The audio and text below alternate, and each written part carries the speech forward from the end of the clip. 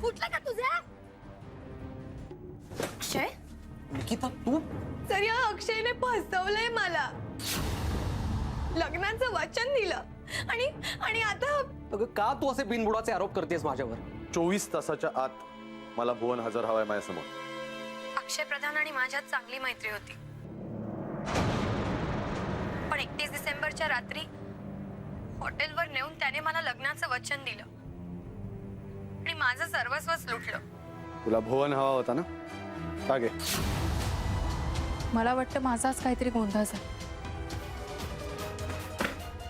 हे घे तुझं सामान आणि तुझे पेपर्स आणि चालता हो इथून. पुन्हा तुझं तोंड दाखवू नकोस. आई काय झालंय? तू का रडतेस? आणि दादा कुठे गेलाय बॅग घेऊन? आई सांग ना ग, काय झालंय?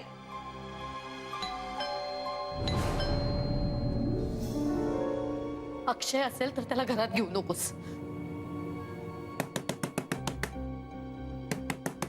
दरवाजा उघडा लवकर, बाहेर पोलीस आहे.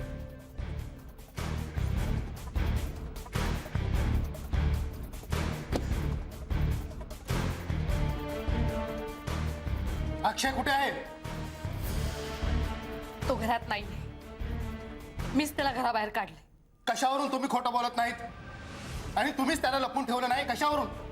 हवं तर तुम्ही घराची झडती घ्या, शेजारी चौकशी करा. तो त्या निकिताशी असा वागला म्हणून मी त्याच्याशी नातं तोडून टाकले. आता तो माझा मुलगा नाही. आई तू असं का बोलतेस? आणि पोलीस इतकी चौकशी का करतायत दादाची? 31 डिसेंबरच्या रात्री अक्षय नक्की कुठे होता? सांगा, तुम्ही गप्प का असे? दादा घरी नव्हता, मित्रांबरोबर बाहेर गेला होता. आम्हाला माहित आहे तो नक्की कुठे होता, आणि आता तुम्हीच कबूल केलात की तो घरी नव्हता म्हणून. शेजाऱ्याने स्टेटमेंट दिलंय, याने अक्षयला घराबाहेर काढले. तो घरात नाहीये. जाऊन जाऊन जाईल कुठे? हाती येईलच तो. आणि हे बघा बाई, तो इथे परत आला ना की लगेच आम्हाला कळवा. या घरावर आमची नजर आहे. चला.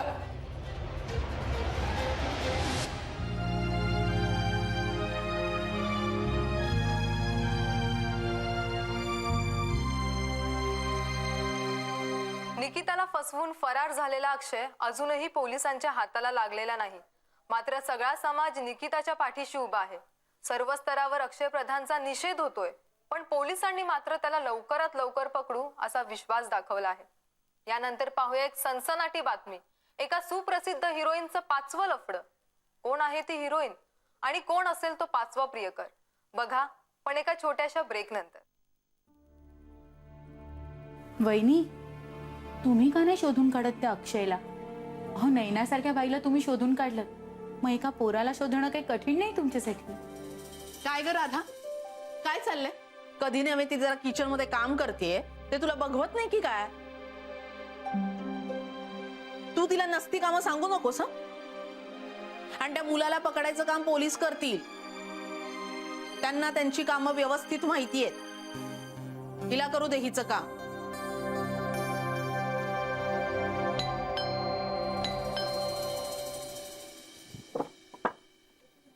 या कोण हवंय आपल्याला? मला अस्मिता मॅडमना भेटायचंय. आहेत का त्या घरात? हो आहेत ना, पण कोण आलंय म्हणून सांगायचं? मी सविता प्रधान, अक्षय प्रधानची आई.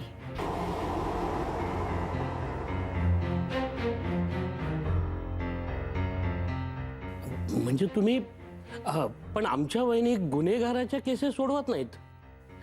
प्लीज प्लीज मला त्यांना एकदा भेटू देत, प्लीज. ठीक आहे, सांगतो मी.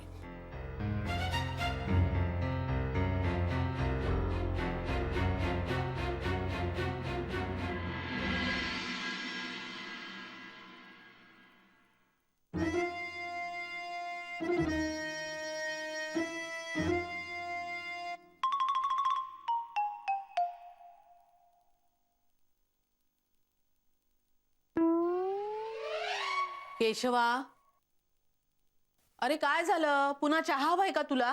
असं का घुटमळतोयस? नाही नाही नाही नाही नाही, चहा नको आहे. छोट्या वहिनींना भेटायला बाहेर अक्षय प्रधानची आई आली आहे.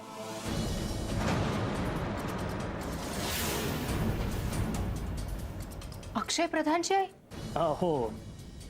म्हणजे सविता प्रधान. एक मिनिट.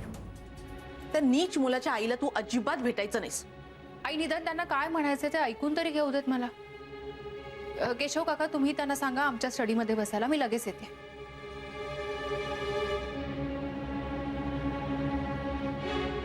आई मी आले, हा लगेच येते.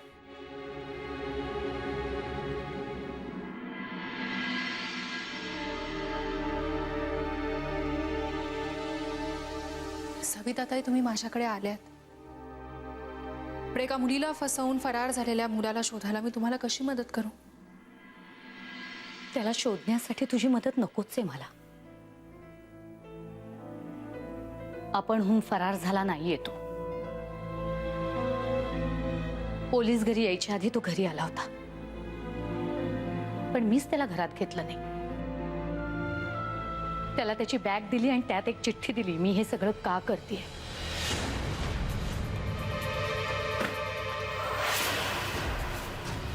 कारण पोलिसांनी त्याला पकडावं अशी माझी इच्छा नव्हती.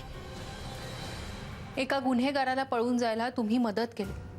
तुम्ही स्वतः मला हे सांगताय, आणि तरीही तुमची अपेक्षा आहे की मी तुम्हाला मदत करावी.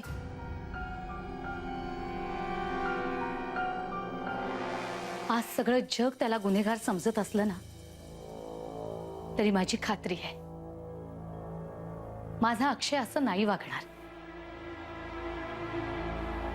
पोलीस, स्त्री संघटना, समाज, मीडिया आज सगळे त्याच्या विरोधात आहेत. कारण माहितीये, अशा वेळी सगळी सहानुभूती ही एका मुलीलाच मिळते, आणि याचाच फायदा निकिता घेते. पण मला माहितीये, या मागचं सत्य तू नक्की शोधून काढशील. आणि निकिताचंच म्हणणं जर खरं असेल ना, तर मी स्वतः त्याला पोलिसांच्या ताब्यात देईन. एक आई म्हणून वचन देते मी तुला. पण तो निर्दोष आहे हे सिद्ध करायची संधी तर त्याला मिळाली पाहिजे ना, आणि हे तूच करू शकतेस. पण अक्षय निर्दोष आहे हे इतक्या ठामपणे कसं सांगू शकता तुम्ही? तो मुलगा आहे माझा.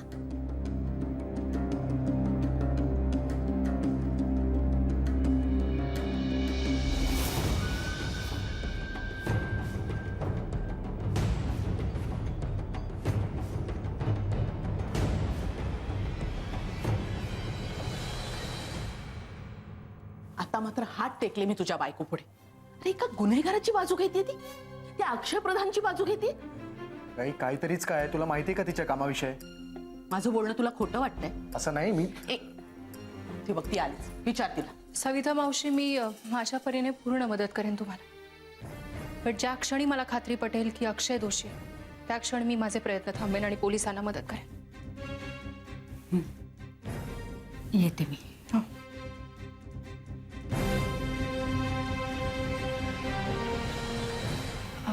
मला वाटलं होतं तू फक्त संकटात सापडलेल्यानंच मदत करतेस. अशीच ख्याती आहे तुझी. अगं पण इथे तर मला भलतंच बघायला मिळतंय. एका मुलीला संकटात टाकणाऱ्या त्या मुलाची बाजू घेतेस तू. हे बघ स्मिता, आई म्हणते ते खरंय. मी तुझ्या कामात इंटरफिअर नाही करत आहे, अजिबात नाही. माझं मत सांगतोय. तू काय एका दोषी माणसाला निर्दोष ठरवायचा प्रयत्न करतेस? सोशल नेटवर्किंग साईटवर निकितानी जे मेसेजेस पोस्ट केलेत ते वाचलेस ना तू?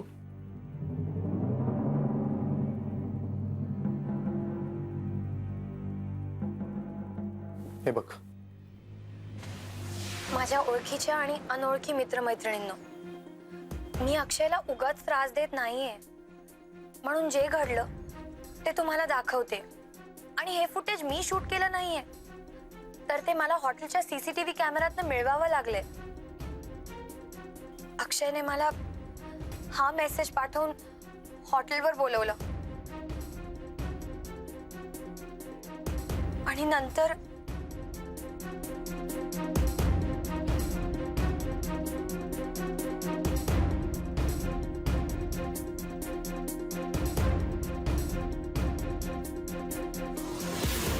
हे मी आधी बघितलंय अभि, मग पण का कुणास ठाऊक मला सविता मावशींवर विश्वास ठेवावासा वाटतोय. कारण ज्या दिवशी निकिता मीडियाकडे गेली त्याच्या आदल्या दिवशीच अक्षय सविता मावशींशी बोलला होता. आणि सविता मावशींनी मला असं सांगितलं की आई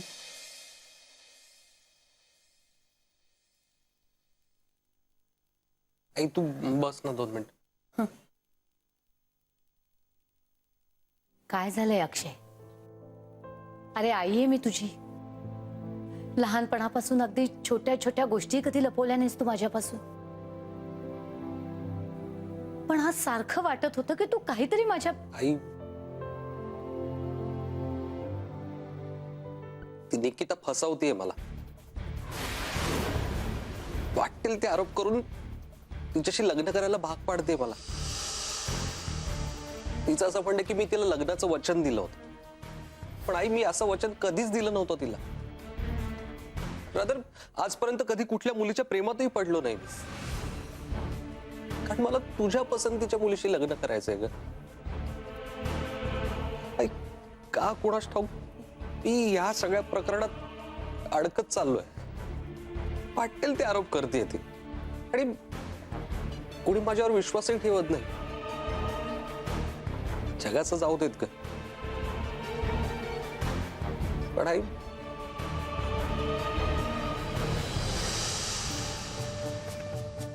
मला तुझ्या मदतीची गरज आहे. मला तुझा सपोर्ट हवाय. मला खूप भीती वाटते आई. तू आहेस ना माझ्या पाठीशी.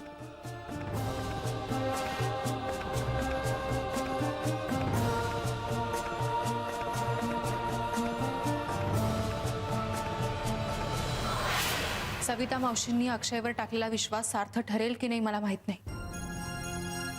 ते तपासानंतरच कळेल. पण मला असं वाटतं की अक्षय आईची खोटी शपथ नाही घेणार. तुम्हाला काय वाटतं आई? मला काय वाटतंय ते राहू दे.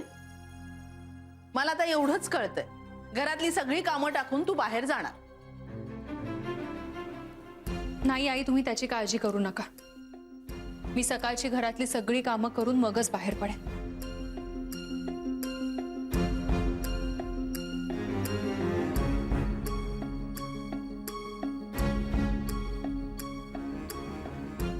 आलोच मी. समीरला फोन लावायला हवा. हा समीर ऐक, मी तुला एक पत्ता पाठवते, तिथे तू लगेच जा. नाही सेठ म्हणाली दाजी पुण्याला गेलेत ना, राकेशला सोबत घेऊन जा. 31 डिसेंबरला त्या अक्षयने 7 नंबरची रूम फोन करूनच बुक केली होती. मला सांगा मॅडम, 31 डिसेंबरला इथे काय घडलंय? नाही म्हणजे तुम्हाला काही आठवतं का? तो अक्षय आणि निकिता इथे आले, फोन करून रूम बुक केल्याचं सांगितलं आणि त्याला कोणाचा तरी फोन आला म्हणून निकितानेच पेमेंट केलं होतं. मला सांगा, ज्या नावाने रूम बुक केली जाते त्या नावाचा आयडी प्रूफ तुम्ही चेक नाही करत? असं कसं सर, आमचं कामच आहे ते. निकितानेच अक्षयचं ड्रायव्हिंग लायसन मला दिलं होतं. मग मी त्याचा नंबर नोट करून घेतला आणि तिला ते परत केलं. मग तिला रूमच्या कीज दिल्या आणि अक्षय तोपर्यंत तिथे आला होता. मग त्याने कमरेत हात घातला आणि तिला तो घेऊन गेला. पण याआधी कधी तुम्ही अक्षयला पाहिल्याचं आठवते? नाही. पण मग तो अक्षयच होता हे कशावर? ड्रायव्हिंग लायसन्सवर जो फोटो होता ना, तोच माणूस होता तो. पण हल्ली तर अक्षयचा फोटो 24 तास टीव्हीवर दाखवतात. तो तर तुम्ही पाहिला असेल ना? सर 10-12 तास इथे काम करून घरी गेल्यावर टीव्ही पाहण्याचं लक्षात सुद्धा येत नाही. बरं, जर मी अक्षयला इथे घेऊन आलो तर तुम्ही ओळखू शकाल का? नक्की ट्राय करेन सर. रोज इथे इतकी माणसं येत असतात आणि जात असतात ना, त्यामुळे लक्षात ठेवणं जरा कठीणच आहे. 31 डिसेंबरला त्या तिथे फार गर्दी होती, पण त्याला पकडण्यासाठी मी नक्कीच मदत करेन. Thanks for your cooperation. गरज लागली तर आम्ही येऊ परत तुमच्याकडे. थँक्यू. थँक्यू. मॅडम, मी सर्व चेक केलंय. ज्या नंबरवरून हॉटेलची ती रूम बुक करण्यात आली तो नंबर अक्षयचाच आहे आणि ड्रायव्हिंग लायसन्सही त्याचंच आहे. निकिता म्हणते त्याच्यात तथ्य दिसते मॅडम. अक्षयने निकिताला फसवलंय. Madam call statements. दोन्ही स्टेटमेंट्स मिळाले. Yes madam.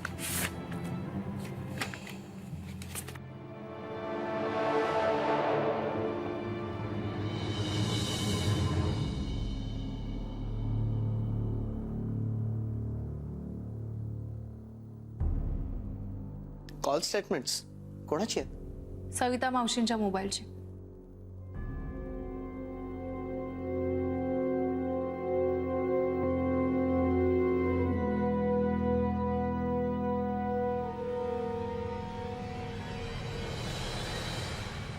सविता मावशींनी अक्षयला घरातून हाकलून दिल्यानंतर या नंबरवरून त्यांना फोन येत आहे.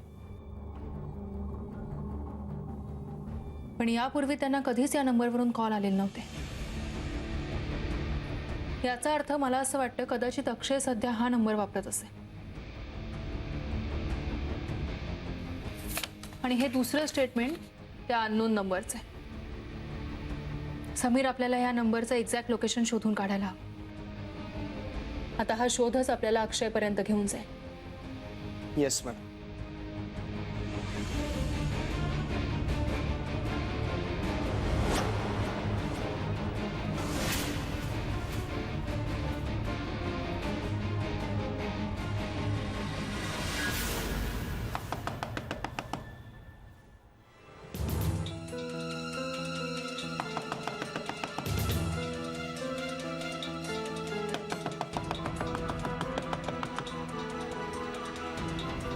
आई तू.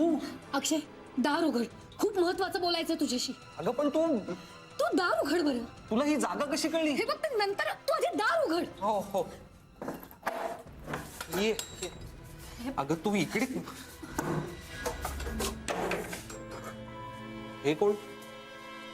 मी अस्मिता. अस्मिता प्रभाकर अग्निहोत्री, खाजगी गुप्तहेर.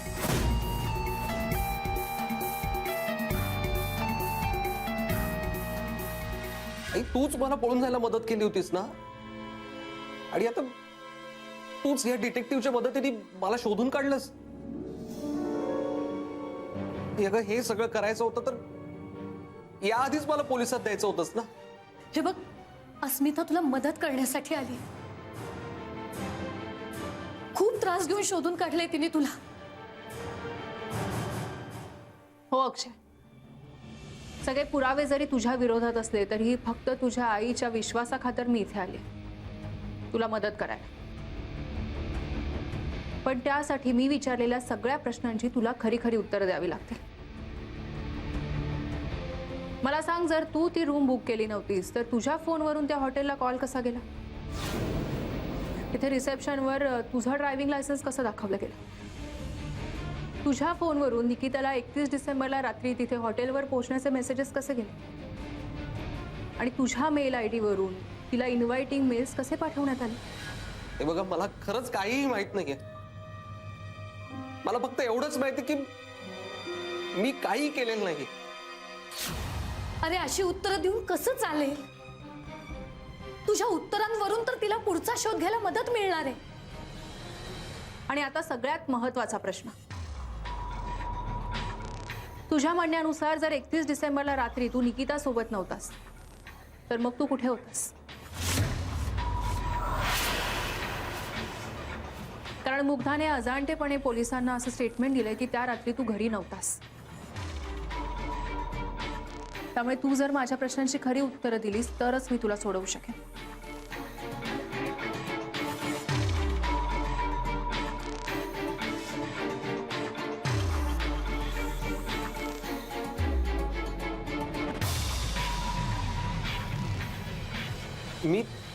मी त्या रात्री पार्टीला गेलो होतो मित्रांबरोबर.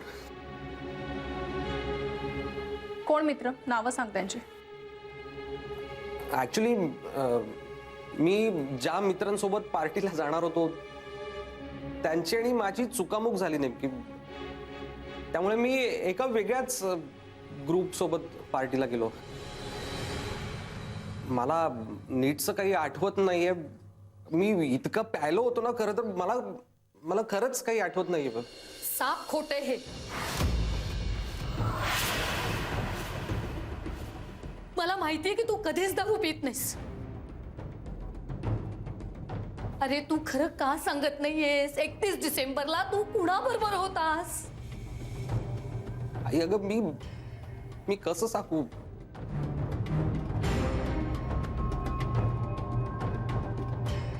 मला काहीच आठवत नाहीये. अस्मिता, हरले मी. तू याला पोलिसांच्या स्वाधीन करू शकतेस.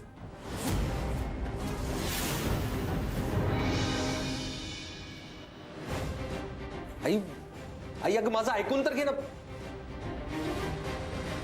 सॉरी अक्षय, आता तर तुझ्या आईनेच माघार घेतली. आता मी तुला काहीही मदत करू शकत नाही. चल राकेश. मॅडम तुम्ही तरी ऐकून घ्या. सर ऐका ना माझं प्लीज. आओ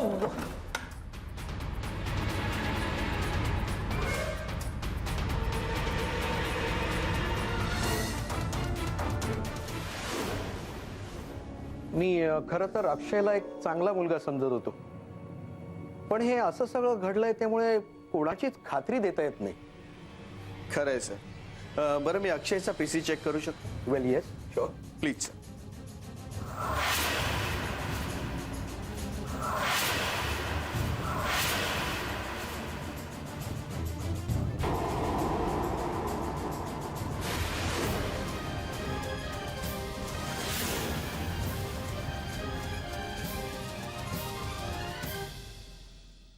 आता आणखी कुठे पळून जाणार होतास अक्षय? हे बघ, मला माहितीये 31 डिसेंबरला तू कुठे होतास हे तुला तुझ्या आईला कळू द्यायचं नाहीये, पण मला ते कळायलाच हवं. त्यामुळे आता तूच खरं काय ते सांग. नाही मॅडम, मी खरं काय ते नाही सांगू शकत. मी जर खरं सांगितलं ना तर मुग्धाचं ठरलेलं लग्न मोडेल. माझी आई माझ्यापासून कायमची दुरावेल. एक वेळ मी न केलेल्या गुन्ह्याची शिक्षा भोगायला तयार, पण मी त्या रात्री कुठे होतो हे नाही सांगू शकत. नाही, तू जरी नाही सांगितलंस तरी ते मी शोधून काढलंय.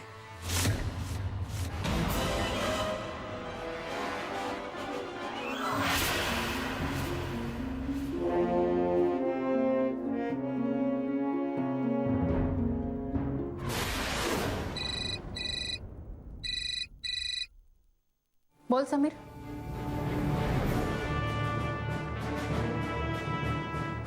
ओके. नाईलाजाने मला आता पोलिसांना बोलवावंच लागेल.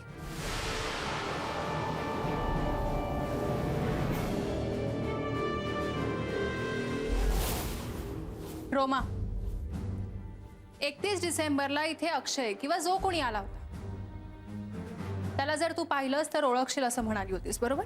हो. Good. ये रे.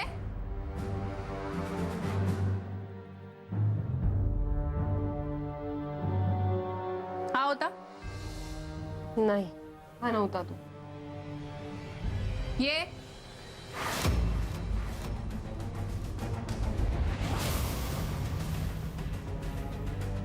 हा? हाही नव्हता. नक्की? हो. निकिता, अगं बरं झालं तू आलीस. रुमाने नाही ओळखलंय अक्षयला. हो मग बरोबर आहे ना, त्यांनी दाढी काढली आहे. तशी दाढी असेल तर ओळखता येईल ना तिला. नाही नाही, करेक्ट आहे. लक्षात नाही आलं माझ्या. सचिन,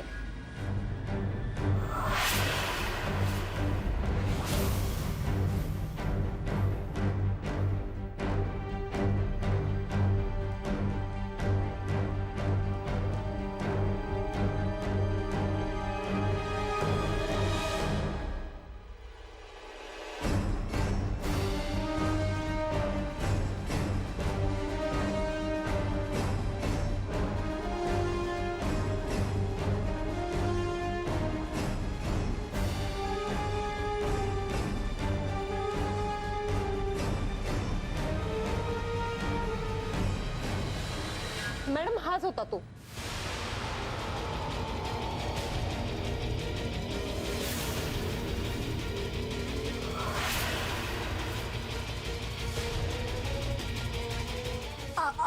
अगं असं काय करतेस तूच त्या दिवशी म्हणाली होतीस ना की गर्दी असल्यामुळे तुला काही नीट लक्षात राहत नाहीये म्हणून. मग नीट बघ त्याला, हाच होता तो. बघ त्याला बघ.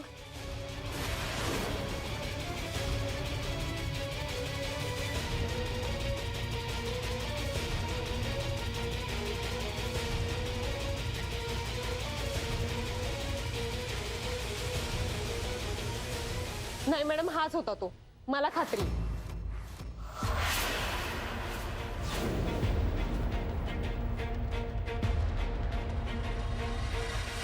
मला अशी दमदाटी करून खोटी दाढी लावून तुम्ही काय सिद्ध करण्याचा प्रयत्न करताय? काय चाललंय तुमचं? कळेल, सगळं कळेल. पण मला सांग, हे तुला आयडेंटिफाय कसं करते? तू कधी आला होतास का इथे या हॉटेलमध्ये? मी कशाला या हॉटेलमध्ये? ही रोमा खोटं बोलतेय. म्हणजे तू या हॉटेलमध्ये आलाच नाहीस, मग तुला या रिसेप्शनिस्टचं नाव कसं कळलं?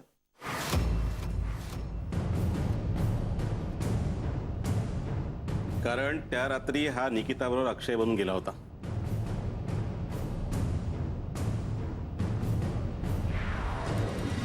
मंदार, तुला तर मी माझा खूप चांगला मित्र समजत होतो आणि तूच असं वागलास. अरे तुम्ही काही काय या रोमाचं ऐकताय? कन्फ्यूज झालीये तिला काही आठवत पण नाही आणि तुम्ही उगाच तिच्यावर विश्वास ठेवू नका.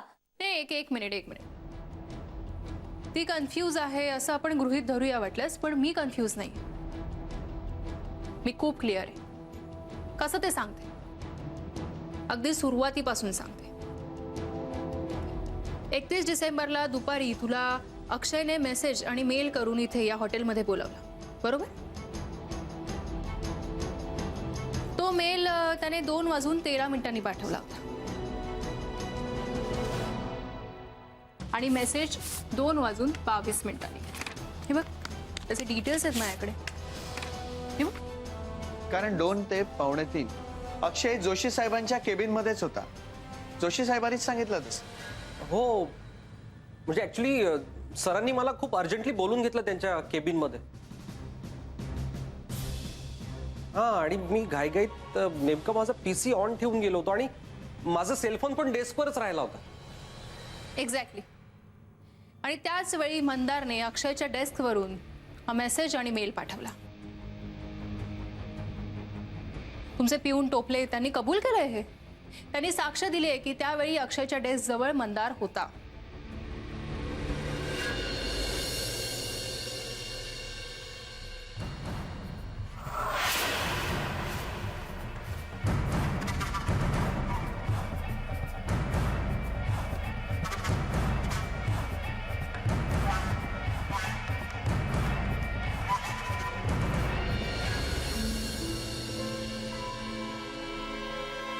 खोटं बोलतायत सगळे. या रोमाला मी स्वतः अक्षयचं ड्रायव्हिंग लायसन्स दिलं होतं. आणि शिवाय तुम्ही जर ती क्लिपिंग बघितली असेल तर तुम्हाला कळेल की त्या क्लिपिंग मध्ये अक्षय मला प्रपोज करताना आणि हॉटेलमध्ये नेताना स्पष्ट दिसतोय. ड्रायव्हिंग लायसन्सच्या कॉपीवर ओरिजिनल फोटोच्या जागी दुसरा फोटो चिटकवून सुपर इम्पोज करून त्याची प्रिंटआउट काढणं कम्प्युटरवर सहज शक्य आहे निकिता. आणि मंदारनेही तेच केलं. हो, आणि व्हिडिओ बघायचा ना तुला? हे बघ, या व्हिडिओमध्ये अक्षय तुला प्रपोज करताना दिसतोय, पण हे हॉटेलमधलं दृश्य नाहीये.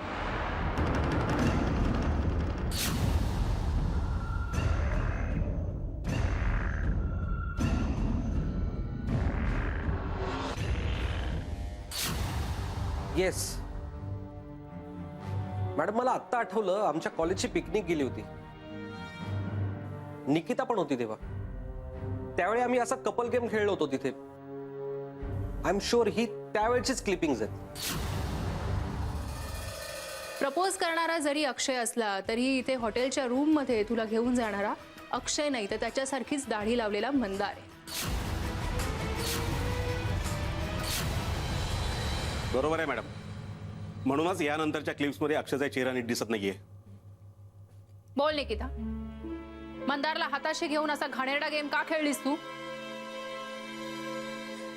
कारण मी प्रेम करते ह्याच्यावर आणि यालाही मी आवडते असं वाटायचं मला. पण ह्याने चक्क नकार दिला मला. काय तर म्हणे याला मैत्रीच्या मर्यादा पाळायच्या आहेत. माझा अपमान केला याने, माझ्या सौंदर्याचा, माझ्या तारुण्याचा.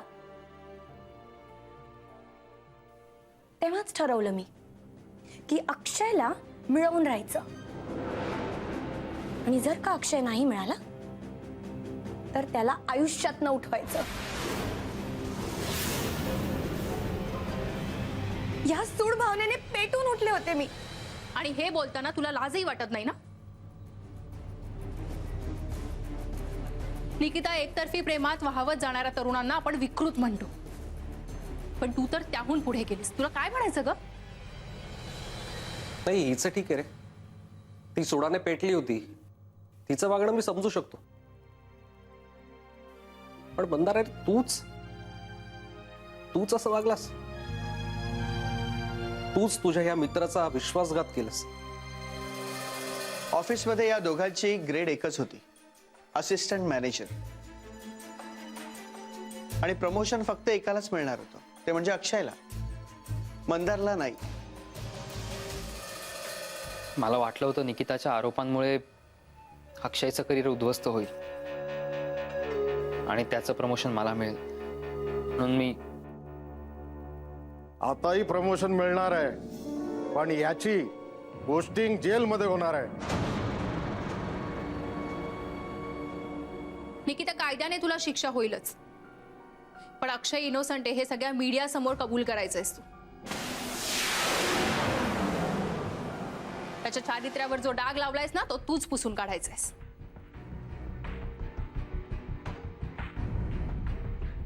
आणि हे मी तुला ह्युमिलेट करण्यासाठी नाही बोलत आहे, तर तू असं केल्याने यापुढे कुठलीही मुलगी, आपण मुलगी असल्याचा आणि कायद्यात मुलींसाठी ज्या तरतुदी आहेत त्यांचा गैरफायदा घेण्यासाठी धसावणार नाहीत.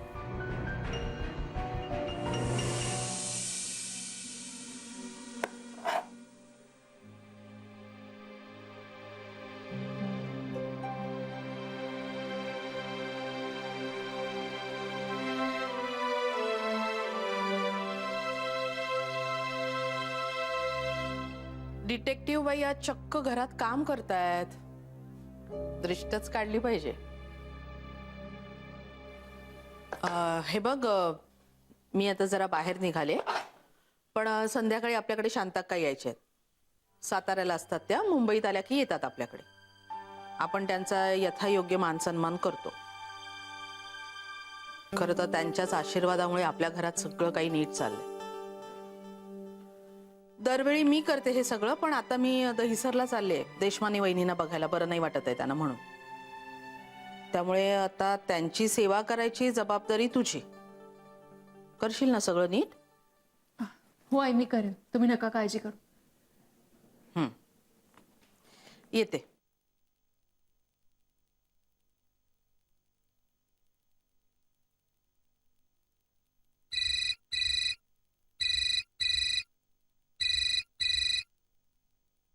बोल अक्षय. अस्मिता मॅडम, आई एकच हट्ट धरून बसली आणि तिचा तो हट्ट मी पूर्ण करू शकत नाहीये. अहो, ती घर सोडायला निघाली. मॅडम, आता तुम्हीच तिला आवरू शकता. त्यामुळे तुम्हाला एक रिक्वेस्ट होती, तुम्ही आमच्या घरी येऊ शकाल प्लीज? अक्षय, अरे मला आत्ता नाही येता येणार तिथे. अस्मिता, तू जा, तुला जायचं असेल तर. एक मिनिट. अगं, आईने असंही शांताक्कांना जे वाण द्यायचे ना ते काढून ठेवलंय. आणि तुझ्यापेक्षा मलाच माहिती ना त्यांना काय लागतं काय नाही ते. नाही नको. अगं, आई मला सांगून गेल्यात आणि मी नाही थांबले घरी आणि मी नाही दिलं तर उगाच त्या रागावतील. नाही, डोंट वरी.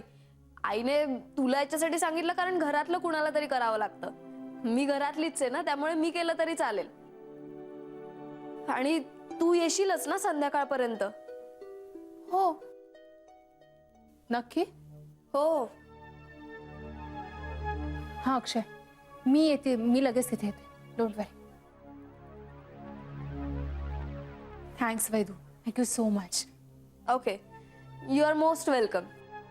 आणि हे सगळं आईला काही सांगत बसू नकोस हा. मी लवकरात लवकर घरी यायचा प्रयत्न करेन. हे सगळं राहू दे, मी आवरते ते. तू ये. So sweet.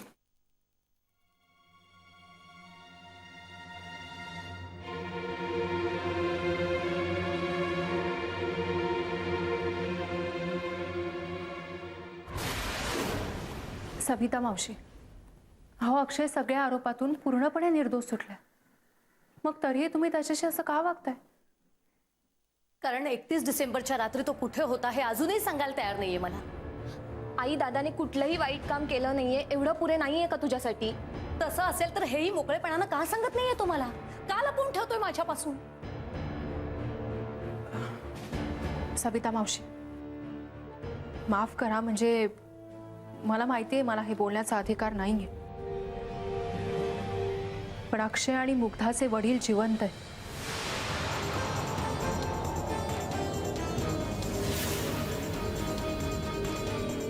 ही गोष्ट आजपर्यंत तुम्ही त्यांच्यापासून आणि अख्ख्या जगापासून लपवत एका विधवेचं आयुष्य जगत आलाय, हो ना?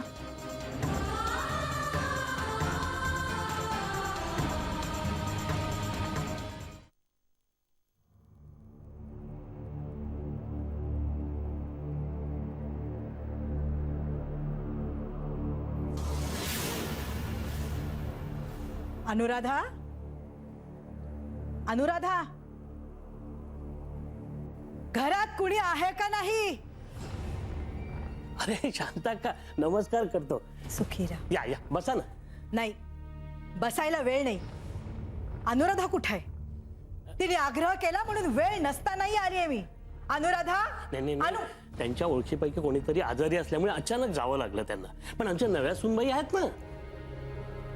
बर, बोलवा तिला. हो हो.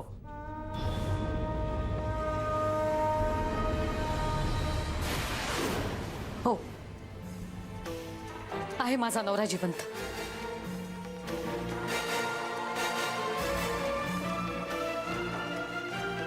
इतकी वर्ष मी विधवा असल्याचं नाटक केलं, पण माझ्याकडे दुसरा पर्यायच नव्हता. 2 मुलं होती पदरात.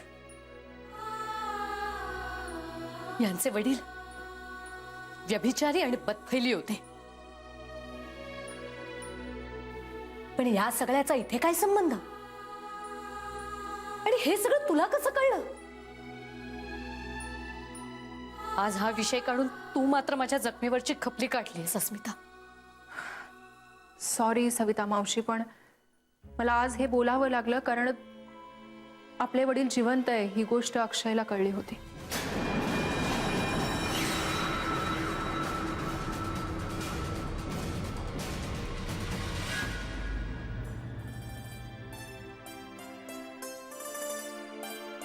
सुखी राहा.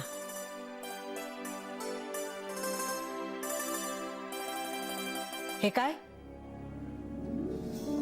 अस्मिता वहिनीला पण अचानक जावं लागलं नेमकं, पण म्हणून मी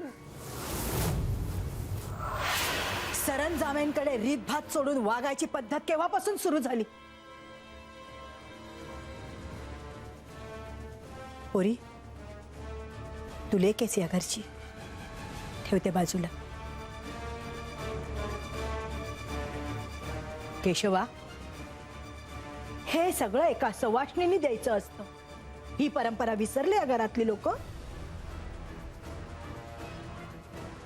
अरे कोणाकडे वेळच नाही तर कशाला बोलवलत मला? माझ्याकडे काही कमी आहे म्हणून नाही मी इथे येत. तर तुम्ही शांत व्हा. वहिनी साहेब 5 मिनिटात येतील. अक्षय, आता तरी शांत राहू नकोस. न घाबरता सगळं खरं खरं सांग. होय, खरं तर मला हे सगळं 2 महिन्यापूर्वीच कळलं होतं. आणि त्यांना त्यांच्या वागण्याचा पश्चाताप होतोय आता. म्हणजे तू पण बोललास त्यांच्या बोलण्याला, आणि तुला काय वाटलं त्यांना पश्चाताप झालाय हे ऐकल्यावर मी सगळं विसरून त्यांना माफ करीन? आई, तू त्यांना माफ करावंस अशी माझी अपेक्षा नाहीये. अगं खरंच खूप आजारी आहेत ते, आणि त्यांना या अशा अवस्थेत मी नाही सोडू शकत. आई, बाबांना एड्स झालाय.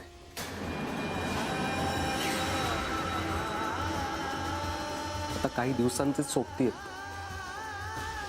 काय?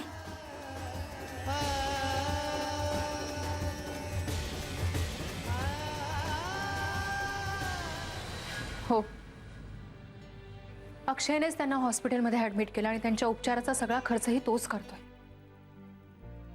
तुम्ही ज्यावेळी अक्षयला घरातून हाकलून दिलं त्यानंतर तो वेगवेगळ्या फोन नंबरवरून तुम्हाला कॉल करत होता.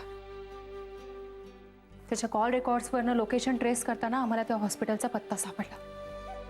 हो आई, आणि 31 डिसेंबरच्या रात्री बाबांची तब्येत खूप खालावली होती, आणि म्हणून मी त्या रात्री बाबांसोबतच होतो.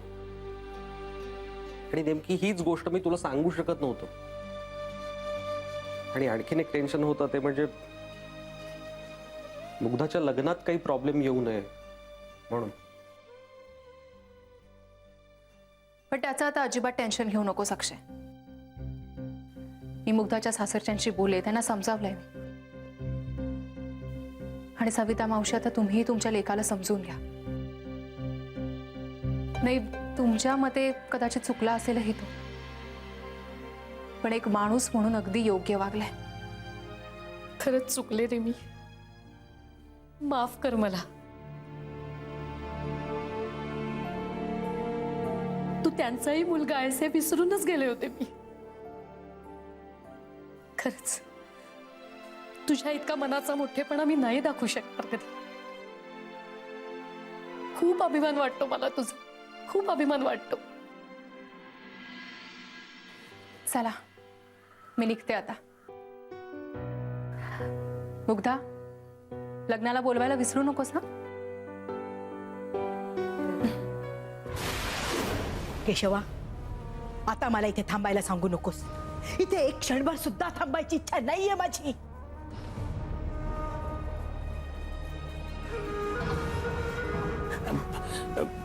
शांता का, शांता का, शांता का. आई आता अस्मितावर सॉलिड चिडणार. शेवटी सरंजामे घराण्याची इतक्या वर्षांची परंपरा मोडली आहे तिने. हेच तर हवं होतं मला.